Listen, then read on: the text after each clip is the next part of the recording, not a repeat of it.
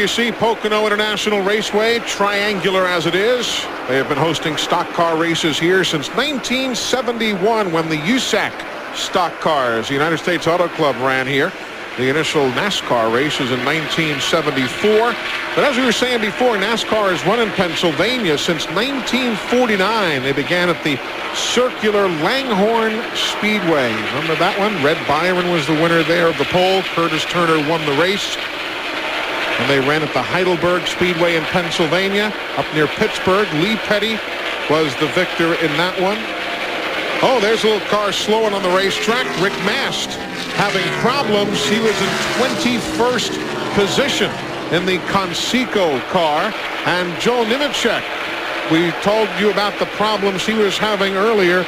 And Joe is being pushed to the garage area. So 3 laps shy of halfway. Rick Mast very slow off turn 2 over there. He'll be lucky to get all the way back around. I guess he's going to make it, but he's coasting around bottom part of the racetrack. Correct. 4. I got second. Meanwhile, Rusty Wallace leads by 0.6 of a second. Meanwhile, Glenn, there's been a report that Jerry Nadeau may have a problem.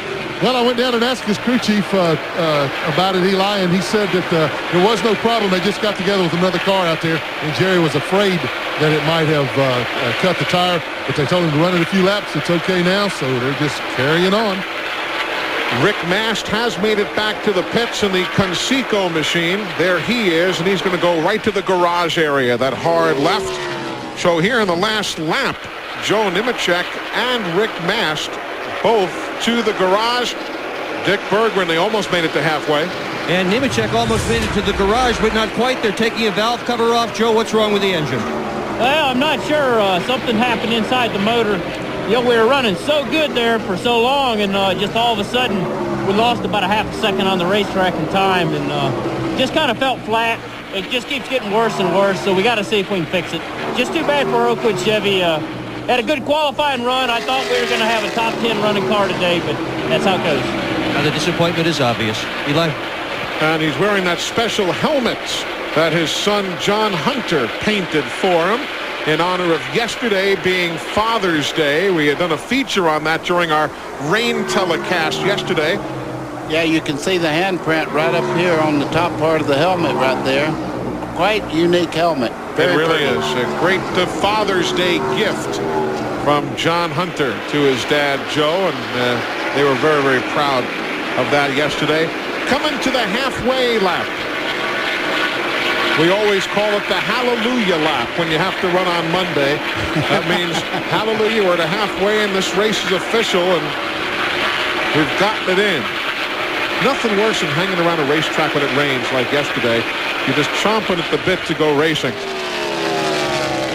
And as they come to the crossed flags, the leader will be Rusty Wallace ahead of Jeremy Mayfield, Tony Stewart, Ricky Rudd, and Dale Earnhardt. 250 miles down, 250 to go here at Pocono International Raceway, live on TNN Sports.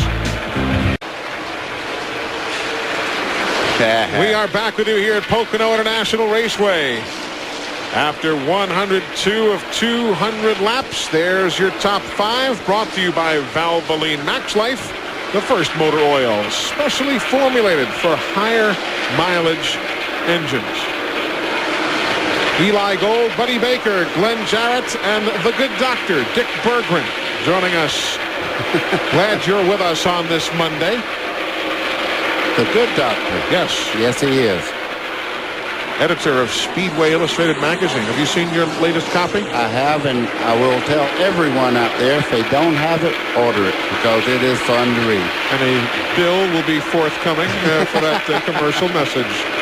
Rusty Wallace is the race leader. By the way, folks, if you're participating in TNN's Red Wing Shoes Work Hard, Win Big sweepstakes, you need to write down on your entry that at halfway, car 43, John Andretti, was running in 14th spot. And you might win one of 2 grand prize trips to a NASCAR Winston Cup race upcoming, or a grand prize Dodge Ram truck. Just go to your local participating Red Wing shoe store for an official entry form, or send your name, age, address, phone number and the answer that John Andretti was running 14th, put that on a postcard and send it to the address you see on the screen. Or maybe even easier, you can enter online at country.com. Either way, check it out and hope to see you in an upcoming NASCAR Winston Cup race as a winner of the sweepstakes.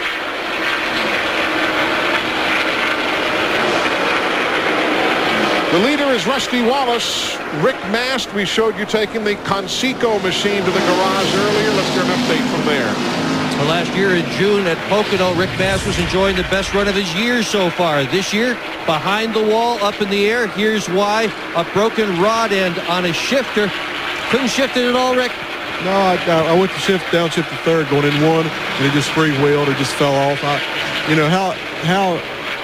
How does that happen? You know what I mean? You never see that happening very often. The Heim's going coming apart. But I just feel bad for the guys. They've worked real hard on this car all week to get it here. It was real competitive. Qualified good. We was competitive out there. We were adjusting on the car. We got it off one time. The last pit stop, we got it back good. I was coming back up through there, and that fell off. But this team Conseco bunch, they're pretty good. We'll get them at Sears Point. And the crew is still working hard on this car right now, Eli. They really are. See some bizarre stuff happen sometime. Who was it? I guess was it Schrader a few years ago at Sears Point where the whole gear shift handle came off and he was shifting with a pliers or something? Remember that? I did that at Riverside, and I was driving for Cotton Owens, and I come in and I just pull the whole thing up. Looked like and he said, "What do you want me to do? It looked like you have an octopus in your hand." Everything was just right out the floor. You and road courses, that was a love-hate affair. Yes, it was. I either ran pretty well or not at all. Yeah. And I did have a couple of top 5 finishes, but wasn't my forte, if you know what I mean. A lot of guys who in years past were not good road racers are looking forward to next weekend's trip to Sears Point in Sonoma, California. But today, Dale Jarrett still running in 6th spot as he works the main straightaway here. Watch him shift. Right there, past the flag stand. That didn't take long. Now watch when he goes in the corner down here. He'll go into the corner, shifting right there again. Now, that's not really grabbing, is it? I guess, yes, grabbing a new gear, but it's more of an overdrive setup with these transmissions, isn't it? Yes, it is, and it's only about 200 or 300 RPMs when you shift down like that. But boy, does it help down the short chute over going through tunnel turn, and also down in this area. A little bit shorter straightaway on the back. Only 3 caution flags today. Right at this moment, 3 drivers in the garage. Michael Waltrip is done, and here comes Rusty Wallace. Rusty and Jeremy Mayfield with Wally Dahlin back to their inside. So Tony Stewart takes over the lead. These pit stops at lap number 107. Glenn? Yeah, it's a little bit early, Eli. I asked Robin Pemberton a while ago, Rusty's crew chief, and he said they thought they could go to around lap 110, so not getting the fuel mileage that they hoped for. No changes anticipated this time on Rusty's car. Just 4 tires and fuel. Rusty's down and away, and his teammate Jeremy Mayfield still working on the left side tires. Now Jeremy's down and away, and he will lose a good bit of time on this pit stop exchange. You see Wally Dahlin back behind them. Here comes Schrader pitting now. Everybody apparently going to start coming in just a tick early. Jeffrey Bodine is in. You see Schrader in that yellow car. And in the background, you saw Bodine's crew servicing the power team entry.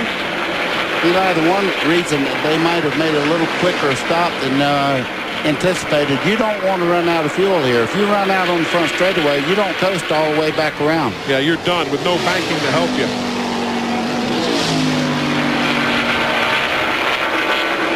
Johnny Benson's coming down pit road also. Indeed so. Pit stops now the name of the game at lap 108. Working under green here at Pocono.